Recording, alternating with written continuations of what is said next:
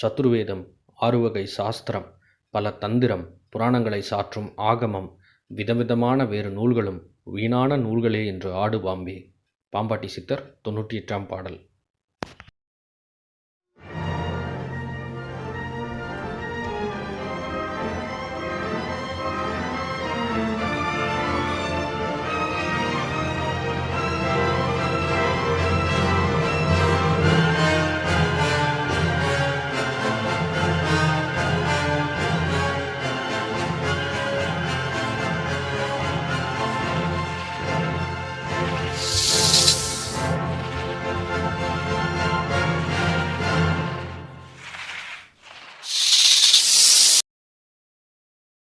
இந்த உலகத்தில் நம்ம நிறைய விஷயங்கள் படிக்கக்கூடாது அப்படின்னு சொல்லி பயமுறுத்தி வச்சிருப்பாங்க. அதில் முக்கியமான ஒரு விஷயம் தான் சாத்தானியம். இந்த சாத்தானியம் அப்படின்னு கேள்விப்பட்ட உடனே முதல்ல நானும் பயந்தேன். ஆனால் காலம் போக போக நானும் இந்த சிந்தனையை ஓரங்கட்டி வச்சுட்டு சாத்தானியம்னா என்ன, அதையும் நம்ம ஆய்வு செய்வோம் அப்படின்னு ஆழமாக உள்ள இறங்கினேன். அப்படி இறங்கி தேடி படிக்கும் பொழுது நிறைய விஷயங்கள், ஆச்சரியமான கருத்துகள் எனக்கு தென்பட்டது. அது என்ன அப்படின்னா, இந்த சாத்தானியம்ங்கிறது நம்ம தமிழ் பண்பாட்டில் ஒரு முக்கியமான கொள்கையாகவே இருந்தது அப்படிங்கிற விஷயம் எனக்கு ரொம்ப ஆச்சரியத்தை ஏற்படுத்துச்சு. இன்னைக்கு அதை பற்றி தான் நம்ம பார்க்க போகிறோம். இதில் ஏதாவது சந்தேகங்கள், கேள்விகள் இருந்ததுன்னா பண்பான முறையில் கமெண்ட் பாக்ஸில் தெரிவிங்க. தேவையற்ற கமெண்ட்டுகள் உடனே நீக்கப்படும். அதனால் உங்கள் டைமை வேஸ்ட் பண்ணாதீங்க. ஆழமான டிஸ்கஷன் வேணும் அப்படின்னு எதிர்பார்க்குறவங்க தாராளமாக என்னுடைய டெலிகிராம் குரூப்புக்கு ஜாயின் பண்ணுங்கள். டிஸ்கிரிப்ஷனில் கொடுத்துருக்கேன். நான் உங்கள் வசந்தன். வாங்க காணொலிக்குள்ளே செல்வோம்.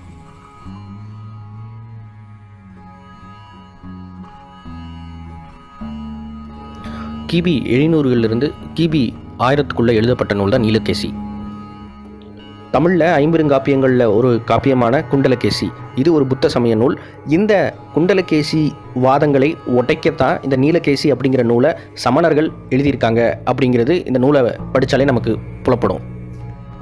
நீலி அப்படிங்கிற ஒரு பெண் பேய் சமண சமயத்தை தழுவுறாங்க, ஜெயின் மதத்தை தழுவுறாங்க. அதனால் பெண் அவதாரம் எடுத்து இந்தியாவில் இருக்கிற எல்லா பெரிய சமய ஆசிரியர்கள் கூடயும் விவாதம் பண்ணுறாங்க. அவங்க எல்லாத்தையும் விவாதத்தில் ஜெயிச்சு அவங்கள சமண மதத்தில் மாற்றுறாங்க. இவங்க பௌத்த சமய ஆசானாக இருக்கிற குண்டலகேசி அவங்களையும் விவாதத்தில் ஜெயிச்சிட்றாங்க. குண்டலகேசியுடைய ஆசிரியரையும் விவாதத்தில் ஜெயிச்சிட்றாங்க. ஏன் புத்தரையே விவாதத்தில் ஜெயிச்சிட்றாங்க. அதுக்கப்புறம் சனாதன தர்ம வேதங்கள் தான் பெருசு அப்படின்னு சொல்கிற ஒரு ஆசிரியர், அவரையும் விவாதத்தில் ஜெயிச்சிட்றாங்க. இப்படி இந்தியாவில் இருக்கிற பெரும் சமயங்களில் இருக்கிற எல்லா ஆசிரியரையும் தன்னுடைய வாத திறமையால் ஜெயிச்சு அவர்களை சிலரை சமணத்தையும் தழுவ வச்சுட்டு கடைசியாக ஒருத்தர்கிட்ட வராங்க. அவர் பேர் தான் பிசாசகன்.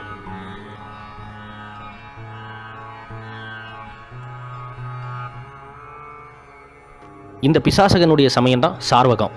இதை வடமொழியில் லௌகியதை அப்படின்னு சொல்லுவாங்க, இல்லை லோக்கியதை அப்படின்னு சொல்லுவாங்க. ஏன்னா இந்த லௌகீக வாழ்க்கை தான் இருக்குது, இந்த உலக வாழ்க்கை தான் இருக்குது, வேறு எதுவுமே இல்லை அப்படின்னு சொல்கிற சமயத்தை சார்ந்தவங்க இவங்க அப்படின்னு குறிக்கிறாங்க.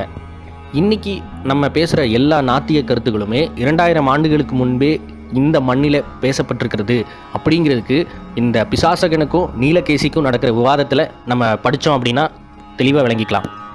பிசாசகனோட நடக்கிற விவாதத்தினுடைய தலைப்பின் பேரே பூதவாதம் அப்படின்னு வச்சுருக்காங்க.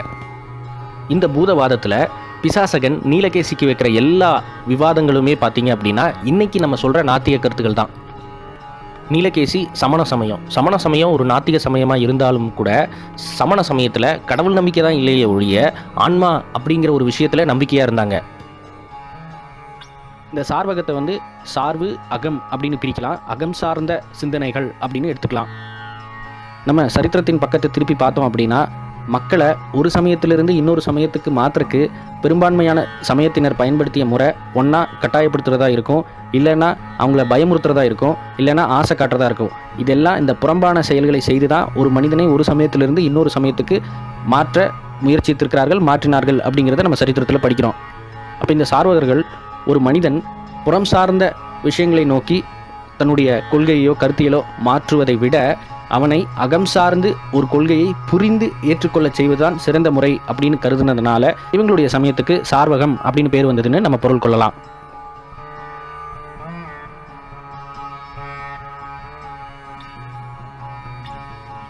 ஆனால் இந்த பூதவாதம் அப்படின்னு அழைக்கப்படுற பிசாசகனுடைய கொள்கைகளில் ஆன்மாவை எதிர்ப்பார், கடவுளையும் எதிர்ப்பார். இந்த ஆன்மா, மறுபிறவி, மறுமை, கடவுள், மதம், சம்பிரதாயம், சடங்குகள், சாஸ்திரங்கள், வேதங்கள் இது எல்லாமே மனிதனுடைய கற்பனைகள் அப்படின்னு இந்த பிசாசகன் சொல்லுவார். மனிதன் என்பவன் ஏதோ வெளிகிரகத்திலிருந்து கடவுளால் படைக்கப்பட்டு இங்கே வந்தவன் கிடையாது. மனிதன் என்பவன் பஞ்சபூதங்களால் செய்யப்பட்டிருக்கிறான் அப்படின்னு சொல்லுவார். இந்த பஞ்சபூதங்கள் அப்படின்னாலே நிலம், நீர், காற்று, அண்டம், நெருப்பு போன்ற இந்த 5 பூதங்கள் தான் மனித உடலுக்கான அடிப்படைகள். இதில் தனியாக ஆன்மா, ஆவி அப்படின்னுலாம் எதுவும் கிடையாது அப்படின்னு சொல்லுவார். இந்த 5 பஞ்சபூதங்களும் இயற்கையானவை, இவைகளுக்கு படைப்பும் கிடையாது, அழிவும் கிடையாது அப்படிங்கிறது தான் பூதவாதத்தினுடைய கொள்கை. மனிதனை படைச்சது கடவுள்னா கடவுளை படைச்சது யாரு அப்படின்னு ஆன்மீகவாதிகள்கிட்ட கேட்கும்போது உடனே ஆன்மீகவாதிகள் கடவுள் என்பவன் படைப்பிற்கும் அப்பாற்பட்டவன், அவன் பிறக்கவும் இல்லை, அவனை யாரும் படைக்கவும் இல்லை அப்படின்னு பதில் சொல்லுவாங்க. ஆனால் இந்த சார்வக கொள்கையாளர்கள் இந்த பஞ்சபூதங்கள் எப்படி கடவுளுக்கு ஒரு படைப்பாளி தேவையில்லை அப்படின்னு ஆன்மீகவாதிகள் சொல்கிறாங்களோ அதே போல் இந்த பஞ்சபூதங்களுக்கும் எந்த படைப்பாளியும் தேவையில்லை, இதுதான் இயற்கை அப்படின்னு சொல்கிறாங்க. இந்த பஞ்சபூதங்கள் தான் மனிதன் உட்பட மரம், செடி, கொடி, விலங்குகள், பறவைகள் அப்படிங்கிற எல்லா உயிரினங்களையும் படைச்சது அப்படின்னு அந்த காலத்திலேயே சார்வக கொள்கையாளர்கள் சொன்னாங்க. இந்த பஞ்சபூதங்களால் செய்யப்பட்ட உடலில் 5 புலன்கள் இருக்கிறது. தொடு உணர்ச்சி, செவி உணர்ச்சி, பார்வை உணர்ச்சி அப்படிங்கிற இந்த 5 புலன்கள் இருக்கிறது. இந்த 5 புலன்களில் உணரப்படாத எந்த விஷயத்தையுமே நாங்கள் ஏற்க மாட்டோம், அது அத்தனையுமே கட்டுக்கதை அப்படிங்கிறது தான் பிசாசகனுடைய வாதமாக இருந்தது. அறிவியலும் மனித இனத்தால் உணரப்படாத விஷயங்களான வௌவால்களுக்கு உணரக்கூடிய அல்ட்ராசவுண்ட் வேவ்ஸு, இல்லை திமிங்கலத்துக்கு உணரக்கூடிய அல்ட்ராசவுண்ட் வேவ்ஸு, இல்லைனா ultra violet rays, infrared rays, கதிரலைகள், ரேடியோ வேவ்ஸ் போன்ற எல்லா விஷயத்தையுமே மனிதனுக்கு 5 புலன்கள் உணரக்கூடியதாக மாற்றியிருக்கிற 5 புலன் உணர்வுக்குள்ளே மாற்ற முடியாத விஷயங்களை அறிவியல் போலி அறிவியல் அப்படின்னு சொல்லுது. இப்படி 5 புலன் உணர்வுக்கு அப்பாற்பட்ட விஷயங்கள் எல்லாமே கற்பனை தான் செய்ய முடியுமே ஒழிய அது நிஜமல்ல அப்படின்னு அறிவியல் சொல்கிற இதே கருத்தை 2000 ஆண்டுகளுக்கு முன்பு பிசாசகன் அந்த எண்ணங்கள் எல்லாமே கற்பனையானவை அப்படின்னு சொல்கிறாரு. இந்த பிசாசகனுடைய பஞ்சபூதங்களுடைய மூலக்கூறை எடுத்து பார்த்தோம் அப்படின்னா அது எல்லாமே பருப்பொருளாக இருக்கும், ஆற்றலாக இருக்கும்.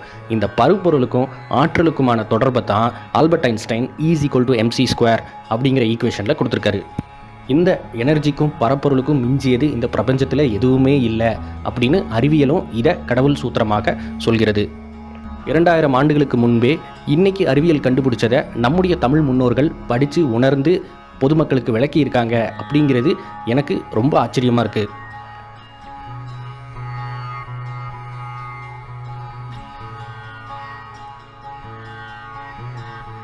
நம்ம எல்லாருக்குமே தெரியும், மணிமேகலை அப்படிங்கிற சமண நூல் காப்பியத்தை எழுதினவருடைய பெயர் சீத்தலை சாத்தனர் அப்படின்னு.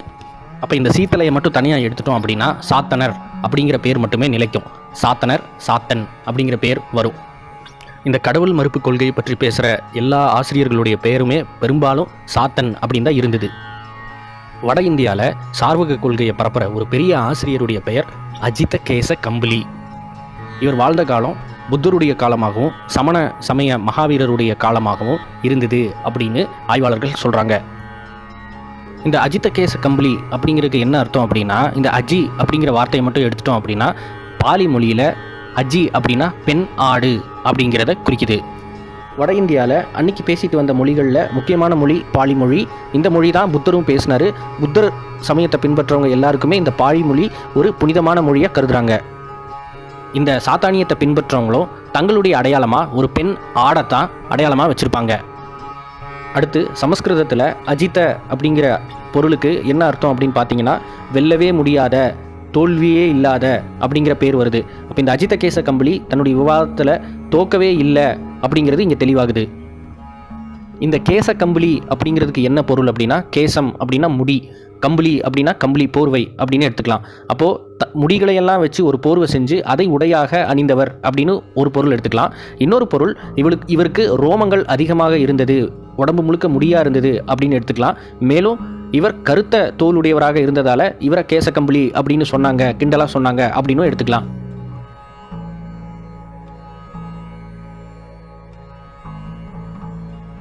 சங்க இலக்கியமான புறநானூற்று தொகுப்பில் 2ஆம் பாடலில் ஒரு புலவர் எழுதியிருப்பார். அவர் பேர் முடிஞ்சையூர் முடி நாகராயர் அப்படின்னு வரும். அவர் சேர மன்னனான பெருஞ்சோற்று உதயனை பற்றி ஒரு பாடலை பாடியிருப்பார். அதில் இவர் மன்னனை பார்த்து என்ன பாடியிருப்பாருன்னா, 5 பூதங்களைப் போல நீ போற்றுதல் குறியவன் அப்படின்னு பாடியிருப்பார். மேலும் வேதங்கள் தெரிந்தாலும், அதாவது வேதங்கள் அப்படின்னு சொல்லக்கூடிய வடமொழி ரிக் யஜுர் சம அதர்வன வேதங்கள் திரிந்து போனாலும் தவறாக சொன்னாலும் உன்னுடைய புகழ் மறையாது அப்படின்னு சொல்லியிருப்பாரு. நீ உன் சுற்றத்தோடு சிறந்து இருப்பாய் அப்படின்னு வாழ்த்தியிருப்பாரு. அப்போ மறைமுகமாக வேதங்களை காட்டிலும் மன்னனுடைய புகழை அதிகமாக உயர்த்தி பாடியிருப்பாரு இந்த புலவர். ஐம்பூதங்களை பற்றி பேசுகிற இவருடைய பெயர் நாகம் முடி நாகராயர் அப்படிங்கிற அந்த நாகம் அப்படிங்கிற சொல் வருகிறத நீங்கள் இங்கே கவனிக்கணும். அப்போ இந்த பஞ்சபூதங்களை முன்னிலைப்படுத்துகிற சார்வகர்களுக்கும் இந்த நாகத்திற்கும் ஒரு தொடர்பு இருக்குது அப்படிங்கிறது நம்மளால் நிச்சயமாக யூகிக்க முடியும். அதே போல் இந்த 5 தலை நாகப்பாம்பு வழிபாடு நம்முடைய கிராமங்களில் ஒரு முக்கிய வழிபாடாகவே இருக்குது. புராணங்களில் இது பெருமாளுடைய படுக்கையாக இருக்குது அப்படிங்கிறது நமக்கு தெரியும். இந்த ஆதிசேஷன் மிகுந்த அறிவுள்ளவர் அப்படின்னு சொல்கிறாங்க. இருந்தாலும் அவர் பெருமாளுக்கு சேவை செய்கிறவராகவே சித்தரிக்கப்படுகிறார். அதே போல் பெருமாளுடைய இன்னொரு அவதாரமான கிருஷ்ணர் யமுனை நதிக்கரையில் இருக்கிற கலியன் அப்படிங்கிற நாகப்பாம்பை கொல்வார். இதே போல் சிவபெருமானுடைய கழுத்துலேயும் ஒரு பாம்பு இருக்கிறதா நம்ம பார்த்துருப்போம். இப்போ இதெல்லாம் வச்சு பார்க்கும் பொழுது பாம்பு சின்னத்தையுடைய ஒரு கொள்கையுடையவர்களை சைவமும் வைணவமும் வென்றது அப்படிங்கிறத நம்மளால் புரிஞ்சுக்க முடியும். பின்னர் வந்த சித்தர் இலக்கியங்களில் முக்கியமான சித்தர் பாம்பாட்டி சித்தர். இந்த பாம்பாட்டி சித்தருடைய பாடலை படித்தோம் அப்படின்னா நமக்கு ரொம்ப ஆச்சரியமாக இருக்கும். ஏன்னா இவருடைய பாடல்களை நேரடியாகவே இவர் கடவுள்களையும் கடவுள் நம்பிக்கையும் பக்திகளையும் பிறகு மத நூல்களையும் வேதங்களையும் ஆகம விதிகளையும் சாஸ்திரங்களையும் சாதி கட்டுப்பாடுகள் எல்லாத்தையுமே கண்டிச்சிருப்பாரு. இதையெல்லாம் கடந்தவன் தான் சித்தன் அப்படின்னு சொல்லியிருப்பாரு. சரி, இப்போ மேற்காசிய மதங்களுக்கு போனோம்னா மிக பழமையான மதம் அப்படின்னு கருதப்படுகிற யூத மதத்தில் பாம்பு அப்படிங்கிற சொல்லுக்கு நாகஷ் அப்படின்னு பொருள் கொடுக்கப்பட்டிருக்கிறது. யூத மதத்தினுடைய புனித நூலான தோரால முதல் மனிதர்களான ஆதமையும் ஏவாளையும் ஏமாத்துறதே இந்த நாகஷ் அப்படிங்கிற பாம்பு அப்படின்னு தோரா சொல்லுது. நன்மை எது தீமை எது அப்படிங்கிற அறிவு இல்லாமல் ஏதேன் தோட்டத்தில் இந்த ஆதமும் ஏவாளும் வாழ்ந்துட்டு இருக்காங்க. அப்போ இந்த நாகஷ் ஏவாளை சந்தித்து நன்மை தீமை அறியக்கூடிய பழத்தை ஏவாளுக்கு கொடுக்குறாரு. அந்த பழத்தை ஏவாள் ஆதமுக்கு கொடுக்குறாரு. இந்த ஆதமும் ஏவாளும் அந்த பழத்தை தின்ன உடனே நன்மை எது தீமை எது அப்படிங்கிற பகுத்தறிவை பெறுகிறாங்க. இது ஆபிரகாமிய மதங்களை பொறுத்த வரைக்கும் மனிதன் செய்த முதல் பாவமாக கருதப்படுகிறது. அடுத்து யூதர்களில் முக்கிய தலைவரான மோஷே யூதர்களை எகிப்து தேசத்திலிருந்து இஸ்ரேல் தேசத்துக்கு அழைச்சிட்டு போகிறாரு. அப்போ பாலைவனத்தில் யூதர்கள் கடவுளுக்கு விரோதமாக சில விஷயங்களை செஞ்சதால் கடவுள் யூதர்களை தண்டிக்கிறாரு. அவங்களுக்கு சில நோய்களை கொடுக்குறாரு, சில விஷப்பாம்புகளை விட்டு கடிக்க விடுறாரு. இதனால் மிகுந்த நோய்வாய்ப்பட்ட யூதர்கள் திரும்ப மோஷே கிட்ட போய் மன்றாடுறாங்க, எப்படியாவது எங்கள் உடலை சரிப்படுத்துங்க அப்படின்னு. அப்போது இறைவன் மோஷேக்கு நெகுஸ்தான் அப்படிங்கிற ஒரு வெண்கல பாம்பு சிலையை நிறுவுங்க, அதை இந்த யூதர்கள் நோக்கி பார்க்கட்டும், அவங்களுடைய நோயெல்லாமே அகன்றுவிடும் அப்படின்னு கடவுள் சொல்கிறாரு. அப்போ மேற்காசிய மதங்களின்படி முதல்ல நாகஷ் அப்படிங்கிற சர்ப்பம் மனிதர்களுக்கு நன்மை எது தீமை எது அப்படின்னு அறியக்கூடிய அறிவை கொடுக்குறாரு. இரண்டாவது வர நெகுஸ்தான் மனிதர்களுக்கு உடல் ஆரோக்கியத்தை கொடுக்குறாரு. இப்போ மனிதன் மனதளவுலையும் அறிவுள்ளவனாக இருக்கணும், உடல் அளவுலையும் நல்ல திடகாத்திரமாக ஆரோக்கியமாக இருக்கணும் அப்படின்னு குறிக்கிற இந்த சின்னம்தான் நம்முடைய ஆய்வுக்கூட சின்னமாக நெகுஸ்தானையும் நாகஷையும் வச்சுருக்கோம். இந்த சின்னத்தை மேற்காசிய சித்துவியல் சின்னங்களான க்னாஸ்டிக் சின்னத்திலிருந்து எடுத்தோம்.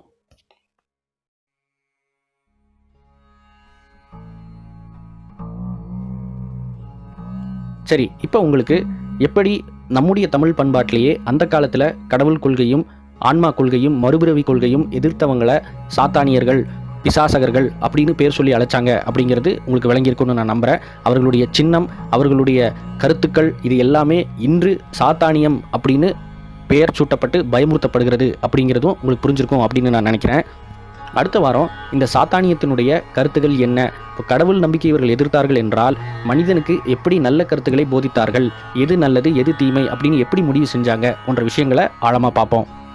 மேலும் நீலகேசியோட விவாதம் கடைசியில் எப்படி முடிஞ்சுது அப்படிங்கிறதையும் நம்ம பார்ப்போம். அடுத்த வாரம் நிச்சயமாக சார்வகத்தை பற்றி இன்னும் ஆழமாக நம்ம ஆய்வு செய்வோம். தொடர்ந்து இணைஞ்சிருங்க. நான் உங்கள் வசந்தன் விடைபெறுகிறேன். நன்றி.